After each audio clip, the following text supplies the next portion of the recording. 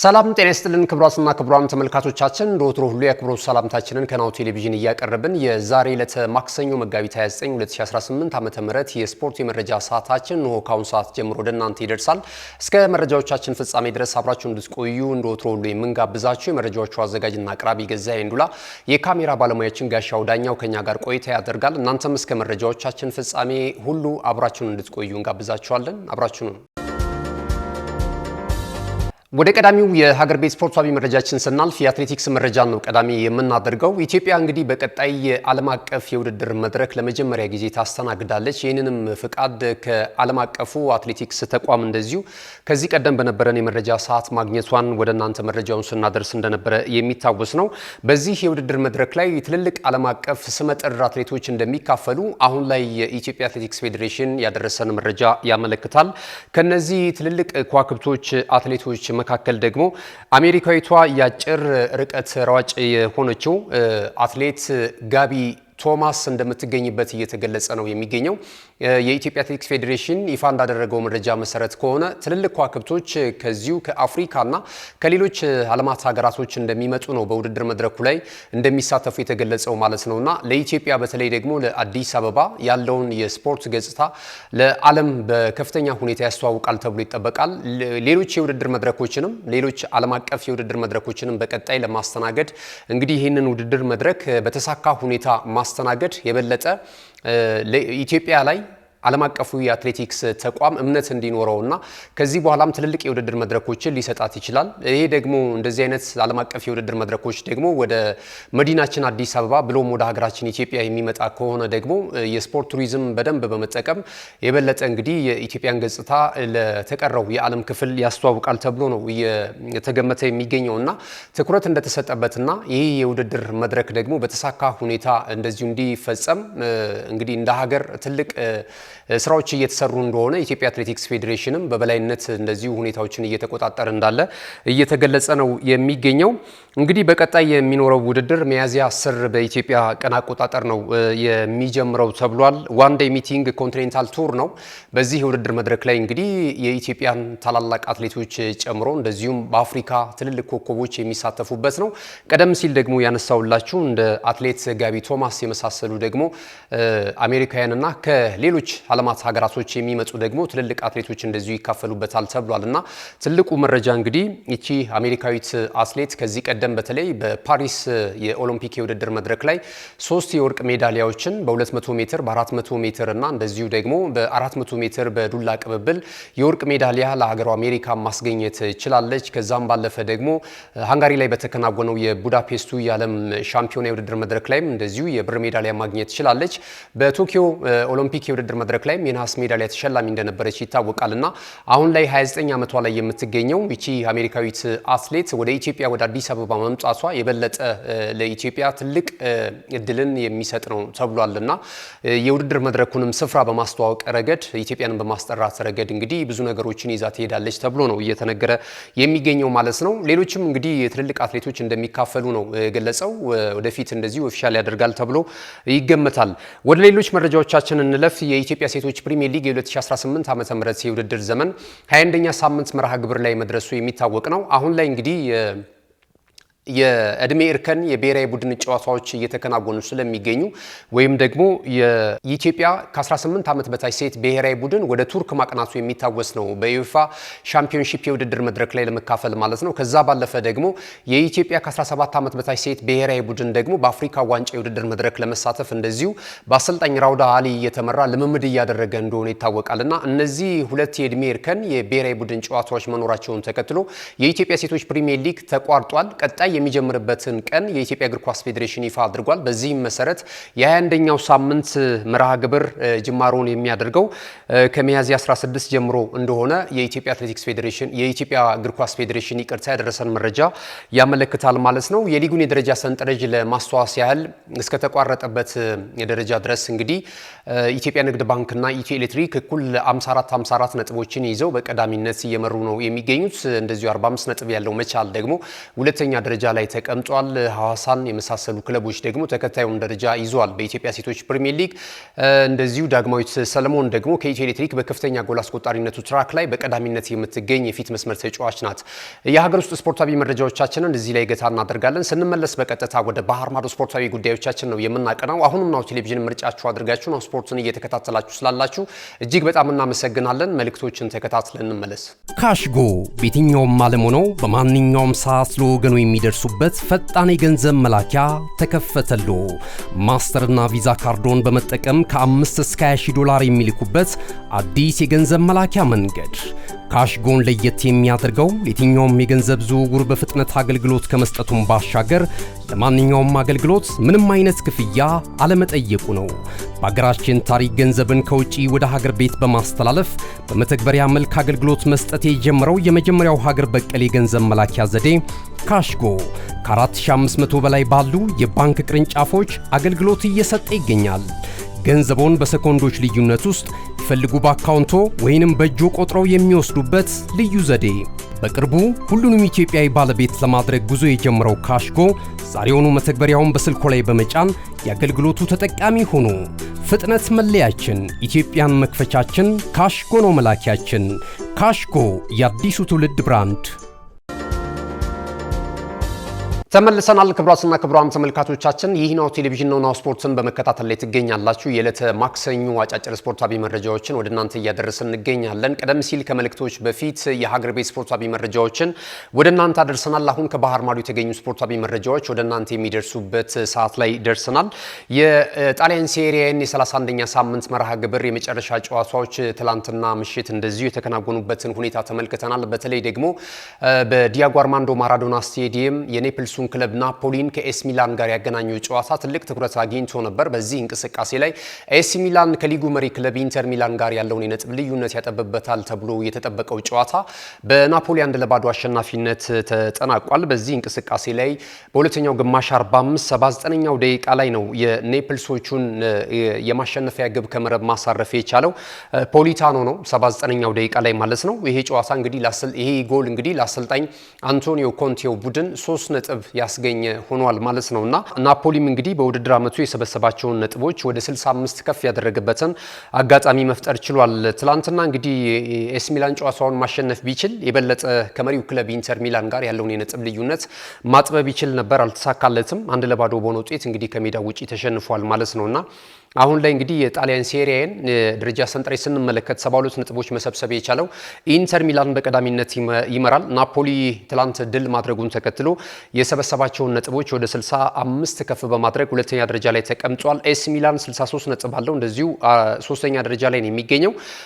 ኮሞ በተመሳሳይ 58 ነጥቦችን ይዞ አራተኛ ደረጃ ላይ ተቀምጧል። ዩቬንቱስና ሮማ ደግሞ ተከታዩን ደረጃ ይዟል ማለት ነው። ክቡራትና ክቡራን ተመልካቾቻችን ወደ ሌሎች መረጃዎቻችን ስናልፍ ደግሞ ምሽት ላይ የሚጠበቀው የአውሮፓ ቻምፒየንስ ሊግ የውድድር መድረክን የተመለከቱ መረጃዎችን ወደ እናንተ እናደርሳለን።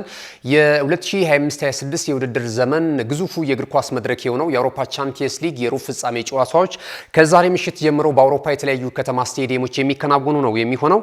ዛሬ እንግዲህ የመድረኩ ንጉስ ተብሎ የሚጠራው የስፔኑ ክለብ ሪያል ማድሪድ በሜዳው ሳንቲያጎ በርናቦ የጀርመኑ ክለብ ባየር ሙኒክን የሚያስተናግድበት ጨዋታ ትልቅ ትኩረትን አግኝቷል። ይህ ጨዋታ ምሽት 4 ሰዓት ሲል ነው ጅማሮን የሚያደርገው። በሁለቱ ክለቦች ውስጥ ያሉ ትልልቅ ከዋክብቶች ደግሞ ጨዋታውን የበለጠ እንዲጠበቅና አጓጊ እንዲሆን አድርጎታል ማለት ነው። እነዚህ ቡድኖች ከዚህ ቀደም በአውሮፓ ቻምፒየንስ ሊግ የውድድር መድረክ 28 ጊዜ ተገናኝቷል። የዛሬ ምሽት ግንኙነታቸው 29ኛ ነው የሚሆነው።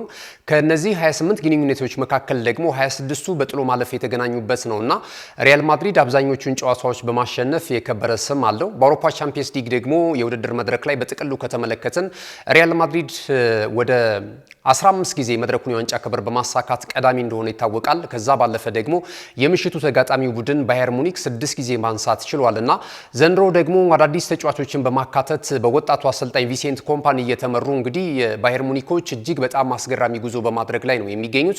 በአውሮፓ ቻምፒየንስ ሊግ የውድድር መድረክ አንድ ሽንፈትን ያስተናገዱት በአርሰናል የደረሰባቸው የ3-1 ሽንፈት እንደሆነ ይታወቃልና በቡንደስሊጋውንም በቀዳሚነት እየመሩ ነው የሚገኙት። በጥቅሉ በውድድር ዓመቱ ወደ 100 ግቦችን ከመረብ በማሳረፍ ከአውሮፓ ቀዳሚው ክለብ ናቸው ማለት ይቻላልና ዘንድሮ እንግዲህ በነፍስ ወከፍ የተጫዋቾችን ብቃትና ስኪልም ከተመለከትን አፈጻጸማቸው እጅግ በጣም አስደናቂ ነው። ሃሪ ኬን በርከት ያሉ ግቦችን ማስቆጠር ችሏል። ከተጫወታቸው ጨዋታዎች በላይ ነው ጎሎችን ማስቆጠር የቻለው። የአውሮፓ ቻምፒየንስ ሊግ የውድድር መድረክም የከፍተኛ ጎል አስቆጣሪነቱ ትራክ ላይ ሁለተኛ ደረጃ ላይ ነው የሚገኘውና ይሄ ተጫዋች በጣም አስደናቂ ብቃቱ ላይ ነው የሚገኘው። እድሜው ቢገፋም ነገር ግን ደግሞ በጣም ቶፕ ከሚባሉ አውሮፓ ላይ ካሉ አሁን የፊት መስመር ተጫዋቾች መካከል አንደኛው ነው። ያለፉትን ጊዜያቶች ጉዳት ላይ ነበር የሚገኘው። አሁን ከጉዳቱ አገግሞ ለምሽቱ ጨዋታ ዝግጁ መሆኑን እየተነገረ ነው የሚገኘው። ከዛ ባለፈ በዚሁ በባየር ሙኒክ ቡድን ውስጥ ደግሞ አስገራሚ ብቃታቸውን እያሳዩ የሚገኙት ከዚህ ቀደም በእንግሊዝ ፕሪሚየር ሊግ የምናውቃቸው እንደነ ሚሼል ኦሊሴን ከዛም ባለፈ ደግሞ የሊቨርፑሉን ራሱ ሉዊስ ዲያዝን ማንሳት እንችላለንና የፊት መስመሩ እጅግ በጣም አስደማሚ ነው። እነ ሞሲያላን ማንሳት እንችላለን። ትልልቅ ተጫዋቾችን የያዘ ነው በልምድም እንደዚሁም ደግሞ በብቃትና ወቅታዊ ፐርፎርማንስንም ከተመለከትን አስደናቂ ብቃት ላይ ነው የሚገኙትና ባየር ሙኒኮች ዛሬ የሪያል ማድሪድ ፈተና ሊሆኑ እንደሚችሉ እየተነገረ ነው የሚገኘው ማለት ነውና ቪሴንት ኮምፓኒ ይህንን ጨዋታ ለማድረግና ለማሸነፍ ዝግጁ መሆኑን እየተናገረ ነው የሚገኘው። የቡድኑም ሁኔታ አስተማማኝ ሁኔታ ላይ እንደሚገኝ በጋዜጣዊ መግለጫ እንደዚሁ ተናግሯል ማለት ነው። ሪያል ማድሪድን በተመለከተ እንግዲህ እንደ አምናው ሁሉ ዘንድሮም እንግዲህ ያለ ዋንጫ ክብር ላለማጠናቀቅ ከፍተኛ ጥረት ማድረግ ይጠበቅበታል። አምና ምንም የዋንጫ ክብር እንዳላሳካ እናስታውሳለን። በአሰልጣኝ ጃቢ አሎንሶ ስር ሆኖ ከፊል የጨዋታ ሁኔታዎችን በተመለከተ ማለት ነው። ካርሎ አንቸሎቲንም በተመለከተ እንደዚሁ አይተናል። ያልተሳካ የአፈጻጸም እንደነበራቸው በመጨረሻ ቆይታቸው ላይ አይተን ነበር። ነገር ግን አሁን ደግሞ ጊዜያዊው አሰልጣኝ አልቫሮ አርቢዮላ ደግሞ በጥሩ ሁኔታ እየሄደ ነው ማለት ባይቻልም ነገር ግን በአውሮፓ ቻምፒየንስ ሊግ የውድድር መድረክ ደግሞ ማንቸስተር ሲቲን በተለይ በደርሶ መልስ ድምር ውጤት በጥሎ ማለፍ 16ቱ 5-1 በሆነ ውጤት በማሸነፍ ነው። አሁንም ሪያል ማድሪድ በሌሎች የውስጥ ውድድሮች ጥሩ ባይሆንም ነገር ግን በአውሮፓ ቻምፒየንስ ሊግ የውድድር መድረክ አስቀድሞ የተከለው ስምና ክብር አሁንም አብሮት እንዳለ ያሳየበትን ሁኔታ ማየት ችለናልና በዚህ ጨዋታ ላይ ሲቲን እጅግ በጣም አንኮታክቶ በፍጹም የጨዋታ ብልጫ ነው ማሸነፍ የቻለውና ይህንን ስሜት ይዘው ዛሬም እንግዲህ በሜዳቸው ሳንቲያጎ በርናቦ ደጋፊዎችን ለማስደሰት ጥረት እንደሚያደርጉ ነው የተገለጸው። በተለይ የፊት መስመሩ ላይ ቀደም ሲል የባየር ሙኒክን እንዳነሳ ነው ሁሉ የሪያል ማድሪድም ቀላል የሚባል ጥምረት አይደለም። በተለይ የቪኒ ጁኒየር እና የክሌም ምባፔ ጥምረት ዛሬ ምሽትም ትልቅ የጨዋታው ልዩነት ፈጣሪ ጥምረት ሊሆን ይችላል ተብሎ ነው እየተነገረ የሚገኘው። ክሌም ምባፔ ያለፉትን ጊዜያቶች እንግዲህ ጉዳት ላይ ነበረ። ከጉዳት መልስ በእርግጥ ጥቂት የሚባሉ የላሊጋ ጨዋታዎችን ማከናወኑ የሚታወስ ነው። በዚህ በአውሮፓ ቻምፒየንስ ሊግ የውድድር መድረክ ደግሞ የከፍተኛ ጎል አስቆጣሪነቱን ትራክ በ13 ግቦች እየመራ ነው የሚገኘውና ይሄ አስፈሪነቱ አለ። የቪኒ ጁኒየር ደግሞ ለጎል የሚሆኑ ኳሶችን አመቻችቶ በማቀበል ረገድ እጅግ በጣም ጥሩ እንቅስቃሴ እያደረገ ነው የሚገኘውና የሁለቱ ጥምረቶች ዛሬ እንግዲህ በሚደረገው ጨዋታ ላይ ልዩነት ፈጣሪ ይሆናል ተብሎ ነው የሚጠበቀው። ሪያል ማድሪድም አንድ የውድድር አይነት ላይ ነው ብቻ ያለው። ምክንያቱም የላሊጋው ጉዳይ ያከተመ ይመስላል አሁን ባለው አቋም። ምናልባት እንግዲህ የኳስ ነገር አይታወቅም። በቀሩ ጨዋታዎች ይህንን የነጥብ ልዩነት አጥብቦ ሎስ ብላንኮቹ የላሊጋው የዋንጫ ባለክብር ሊሆኑ ይችላሉ የሚለው ነገር በጣም አጠያያቂና ብዙ የቤት ስራ ያለበት ነው። ከሪያል ማድሪድ ጥንካሬ ባለፈ የባርሰሎና ጥሩ ያለመሆንም የሚጠበቅበት ስለሆነ የራሳቸውን እድል በራሳቸው የሚወስኑበት አጋጣሚ አመልጧቸዋል እስካሁን ባለው ሂደት ማለት ነውና ሳምንትም በራዮ ቫልካኖ እንደምናስታውሰው በላሊጋው 2-1 በሆነ ውጤት መሸነፋቸው የሚታወስ ነውና ከዚህ ጋር ተያይዞ ብዙዎች እንግዲህ ሪያል ማድሪድ በዚህ የውድድር መድረክ ላይ ብቸኛው የዋንጫ ክብርን ማሳካት ከቻለም ምናልባት የአውሮፓ ቻምፒየንስ ሊግ የውድድር መድረክ ነው የሚሉ ሀሳቦች እየተነሱ ነው የሚገኙት። ግን ብዙዎች ለባየር ሙኒክ ወቅታዊ አቋም ቅድመ ግምት እየሰጡ ነው የሚገኙት። ሪያል ማድሪድ ደግሞ የሚታመን ቡድን አይደለም። እውነትም በአውሮፓ ቻምፒየንስ ሊግ የውድድር መድረክ በውስጥ የውድድር አይነቶች ጥሩ ባልሆነባቸው ዓመታቶች የአውሮፓ ቻምፒየንስ ሊግ የውድድር መድረክን በተከታታይ ዓመት እያነሳ ዓለምን ሲያስገርም የነበረ ቡድን እንደነበረ ወይም ክለብ እንደነበረ እናስታውሳለንና ዛሬ እንግዲህ ምሽት 4 ሰዓት ላይ ጅማሮውን በሚያደርገው የአውሮፓ ቻምፒየንስ ሊግ ሩብ ፍጻሜ ላይ የመጀመሪያው ጨዋታ የሚሆነው በሳንቲያጎ በርናቦ የሚከናወነው የስፔኑን ክለብ ሪያል ማድሪድን ከጀርመኑ ክለብ ባየር ሙኒክ ጋር የሚያገናኘው ጨዋታ ነውና እንግዲህ ለሁለቱም ክለብ የሀገር ቤት ደጋፊዎች መልካም እድል እንመኝላቸዋለን። ሌላው ምሽት ላይ ከሚደረጉ የሩብ ፍጻሜ ጨዋታዎች መካከል በበርካታ የእግር ኳስ አፍቃሪያን ዘንድ በጉጉት የሚጠበቀው የእንግሊዙ ክለብ አርሰናል ከሜዳ ውጪ አቅንቶ ወደ ፖርቹጋል በማምራት ከፖርቹጋሉ ክለብ ስፖርቲንግ ሊዝበን ጋር የሚያደርጉት ጨዋታ ነው። እንግዲህ ሁለቱ ቡድኖች ከዚህ ቀደም በተለያዩ ጊዜያቶች ተገናኝተዋል። በተለይ ደግሞ የ2024-25 በዚሁ የአውሮፓ ቻምፒየንስ ሊግ የመጀመሪያ ሊግ ፌስ ላይ ተገናኝተው አርሰናል 5-1 በሆነ ውጤት ጨዋታውን ማሸነፉ የሚታወስ ነውና ይህንን የአሸናፊነት ስሜት አላቸው። በሌላ በኩል ደግሞ ከሰሞኑ እየደረሰባቸው ሽንፈቶች ደግሞ አርሰናልን ተጫዋቾች ላይ ከባድ ተጽዕኖ እንዳያሳድርባቸው እየተሰጋ ነው የሚገኘው። እንግዲህ በእንግሊዝ ሊግ ካፕ ወይም በካራባኦ ካፕ ፍጻሜ በማንቸስተር ሲቲ 2-0 በሆነ ውጤት ተሸነፉ። ከተወሰኑ የሀገራት ጨዋታዎች እረፍት በኋላ ደግሞ እንደዚሁ በኤፍኤ ካፕ የሩብ ፍጻሜ ጨዋታ በተመሳሳይ እንደዚሁ በሳውዛምፕተን 2-1 በሆነ ውጤት ተሸንፈዋልና በሻምፒዮንሺፑ ተሳታፊው ክለብ ደግሞ የተሸነፉበት የኤፍኤ ካፕ ሽንፈታቸው ደግሞ የበለጠ ተከታታይ ሽንፈት ሆኖ በውድድር ዓመቱ እንዲመዘገብ አድርጎባቸዋልና ይሄ አይነት ስነ ልቦና በተጫዋቾቹ ላይ ምን አይነት ነገር ሊያሳድር ይችላል እየተባለ እየተሰጋ ነው የሚገኘውና በዛሬውም ጨዋታ እንግዲህ ለአርሰናል ምን አይነት ነገር ይዞላቸው ሊመጣ ይችላል? ሁለት ትልልቅ የዋንጫ ክብሮች አሏቸው ከፊታቸው ማለት ነው። የአውሮፓ ቻምፒየንስ ሊግ የውድድር መድረክና እንደዚሁም ደግሞ የእንግሊዝ ፕሪሚየር ሊግ። እንግዲህ አንደኛው ፈተና ዛሬ ይጀምራል ማለት ነው ምሽት ላይ። አሰልጣኝ ሚካኤል አርቴታ ግን ፍጹም መፍራት የለብንም ከጨዋታው አስቀድሞ ማለት ነው ፍጹም መፍራት የለብንም፣ ተጫዋቾቼ ላይ እምነት አለኝ፣ የዛሬውን ጨዋታ አሸንፈን በደርሶ መልስ ድምር ውጤት የበለጠ ወደ ግማሽ ፍጻሜ ወደ ዋንጫው እንደምንጠጋ ተስፋ አድርጋለሁ፣ ደጋፊዎችም ከተጫዋቾች ጎን እንዲሆኑ በዚህ አጋጣሚ መልእክቴን አስተላልፋለሁ ብሏል። ለአርሰናል ጥሩ ነገሮች ጉዳት ላይ የሚገኙ ወይም ደግሞ መጠነኛ ጉዳት ገጥሟቸው የነበሩ ተጫዋቾች እንደዚሁ ከጉዳታቸው አገግመው ለዛሬ ምሽቱ ጨዋታ ዝግጁ መሆናቸው እየተገለጸ ነው የሚገኘው። እንደነ ዴክላን ራይስ፣ ትሮሳርድን፣ ገብርኤል ማጋሌዥን የመሳሰሉ ተጫዋቾች ለዛሬ ምሽቱ ጨዋታ ዝግጁ መሆናቸው ተነግሯል። በሌላ በኩል ምናልባት አሳዛኝ የሚባለው የቡካዮ ሳካና የዩሪ ቲምበር ጉዳይ ነው። እነዚህ ተጫዋቾች ከዛሬ ምሽቱ ጨዋታ ስብስብ ውጪ መሆናቸው ተነግሯል ማለት ነውና እንደዚህ አይነት ጉራማሌ የሆነ ደስም የሚል ደስም የማይል ዜናዎችን የያዘው አርሰናል ዛሬ ምሽት እንግዲህ ከሜዳው ውጪ ጨዋታውን ያደርጋል። በስፖርቲንግ ሊዝበን በኩል እንግዲህ ዛሬ ጨዋታቸውን ሲያደርጉ የባለፉትን ገድሎቻቸውን ማንሳት ይጠበቅብናል። ምክንያቱም የኖርዌውን ክለብ ፖዶ ግሊሚትን ነው በደርሶ መልስ ድምር ውጤት ያውም 3-0 በመጀመሪያው ጨዋታ አሸንፎ ፖዶ ግሊሚት የመልሱን ጨዋታ ቀልብሰው ነው ወደ ሩብ ፍጻሜው መግባት የቻሉት ወደዚህ ወሳኝ ምዕራፍ መቀላቀል የቻሉትና ዛሬ አርሰናልን ለመቅጠም የበቁት ማለት ነውና ከዚህ ጋር በተያያዘ ጥሩ የስነ ልቦና ግንባታ እንዳላቸው ማሳያ ነው ማለት ይቻላል። በምሽቱ ጨዋታ ላይ ይህንኑ ስነ ልቦና ሊጠቀሙ እንደሚችሉ ተነግሯል። ከዛ ባለፈ ብዙዎች የቪክቶር ጆኬሬሽ የቀድሞ ክለቡን የመቅጠሙን ጉዳይ ከፍ አድርገው እያነሱት ነው የሚገኘው።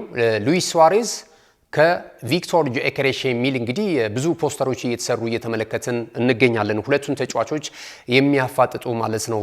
እንግዲህ ቪክቶር ጆኬሬሽ ወደ 65 ሚሊዮን ፓውንድ አካባቢ አጠቃላይ ወጪ ፈንድ ተደርጎበት ነው መድፈኞቹ መቀላቀል የቻለው በክረምቱ የተጫዋቾች የዝውውር መስኮት ማለት ነውና ስፖርቲንግ ሊዝበን ይህንን ተጫዋች ከሸኘ በኋላ ለዚህ ተጫዋች ተተኪ የሚሆን ተጫዋች ያመጣው ከስፔን ነው። ከአልሜሪያ በ22 ሚሊዮን ዩሮ ነው ሉዊስ ሱዋሬዝን ያስፈረሙትና ይህ ተጫዋች ደግሞ ድንቅ ብቃቱን እያሳየ ይገኛል። እንግዲህ በአጠቃላይ በስፖርቲንግ ሊዝበን ማሊያ በዘንድሮ ዓመት 33 ግቦችን ከመረብ ማሳረፍ ችሏል እና አሁን ላይ በአውሮፓ ካሉ ትልልቅ የፊት መስመር ተጫዋቾች መካከል አንደኛው ሆኖ እየተጠቀሰለት ይገኛል። ይሄ ግብ የማግባቱን አጋጣሚ በተመለከተ ማለት ነውና ሁለቱም ተጫዋቾች እያፋጠጧቸው ይገኛሉ። የቀድሞ ክለቡን ቪክቶር ጆኬሬሽ በሚገጥምበት እንቅስቃሴ ምን አይነት ልዩነት ፈጣሪ እንደሆነ ማሳየት የሚችልበትን ነው። ሌላውን የዓለም ክፍል ደግሞ በሱ ጥርጣሬ ያላቸውን የወጣበትን ወጪ አግባብ አይደለም፣ የእንግሊዝ ፕሪሚየር ሊግም ከብዶታል ለሚሉ ደግሞ የእግር ኳስ ቤተሰቦች የበለጠ በእግሩ የሚናገርበት በእግሩ መልስ የሚሰጥበት ምሽት ይሆናል ተብሎ ነው እየተነገረ የሚገኘውና በዛሬ ምሽቱ ጨዋታ ላይ ምን ትጠብቃላችሁ? እንግዲህ አርሰናልንና የስፖርቲንግ ሊዝበንን የቡድናዊ ዜና በተመለከተ እነዚህ ናቸው መረጃዎች ያሉት። ዛሬ ግን ከባድ ፈተና እንደሚጠብቀው ነው አርሰናል ለሶስት ተከታታይ ጨዋታዎች እንዳይሸነፍ በውድድር ዓመቱ ማለት ነውና የቀሩትን ትልልቅ የዋንጫ ክብሮችንም ለማሳካት እንደዚህ አይነት ነገር ማድረግ ይጠበቅበታል እየተባለ ነው የሚገኘው። እዚህ ላይ ሐሳብ ካላችሁ ልታደርሱን ትችላላችሁ። የምሽቱን ጨዋታ ማን የሚያሸንፍ ይመስላችኋል? ዛሬ ትልቁ ጨዋታ ናሁ ስፖርትም የሚያስገምታችሁ እናንተም ቅድመ ግምት እንድታደርሱን የምንፈልገው በሪያል ማድሪድ እና በባየር ሙኒክ መካከል የሚደረገውን ጨዋታ በማን አሸናፊነት ይጠናቀቃል፣ ስንት ለስንት ይጠናቀቃል? ይህን ትክክለኛ ግምት እንድታደርሱን እንጋብዛችኋለን። ከዛ ባለፈ ደግሞ የስፖርቲንግ ሊዝበንና የአርሰናልን ጨዋታ ማን በአሸናፊነት ያጠናቅቃል? የትኛውስ ቡድን ወደ ቀጣዩ ዙር ለማለፍ የበለጠ እድሉን የሚያሰፋ ይመስላችኋል? እስኪ ቅድመ ግምታችሁን አድርሱን በሁለቱ ጨዋታዎች ላይ። እንደተለመደው እኛ ደግሞ የሞባይል ካርድ ሽልማት ወደ እናንተ ናሁ ስፖርት የሚያደርስ ይሆናል። ትክክለኛውን የጨዋታ ውጤት ስለሚገምቱልን ተመልካቾቻችን ማለት ነው። ሀሳብ አስተያየታችሁን ልታደርሱን እንችላላችሁ። ክቡራትና ክቡራን ተመልካቾቻችን ካለን ሰዓት አንጻር የመረጃ ሰዓታችንን እዚህ ላይ እናጠናቅቃለን። ተጨማሪ ስፖርታዊ መረጃዎችን አዳዲስ መረጃዎችን አካተን ደግሞ በምሽቱ የስፖርት ዜና ጎጃችን ላይ ዳግም የምንገናኝ ይሆናል። መረጃዎቹን ወደ እናንተ በማድረስ ገዛኸኝ እንዱ ላይ የካሜራ ባለሙያችን ጋሻው ዳኛው ከኛ ጋር ቆይታ አድርጓል። ተወዳጅ ነው ቴሌቪዥን ፕሮግራሞች በቀጣይነትም ወደ እናንተ ይደርሳሉ። የሶሻል ሚዲያ አማራጮቻችንን በመጠቀም ፕሮግራሞቻችንን እንድትከታተሉ እንጋብዛቸዋለን። ዩቲዩብ ቻናላችን ከ418,000 በላይ ተከታዮች አሉት። ይህንን ቻናል ሰብስክራይብ በማድረግ ቤተሰብ እንድትሆኑ እንጋብዛችኋለን።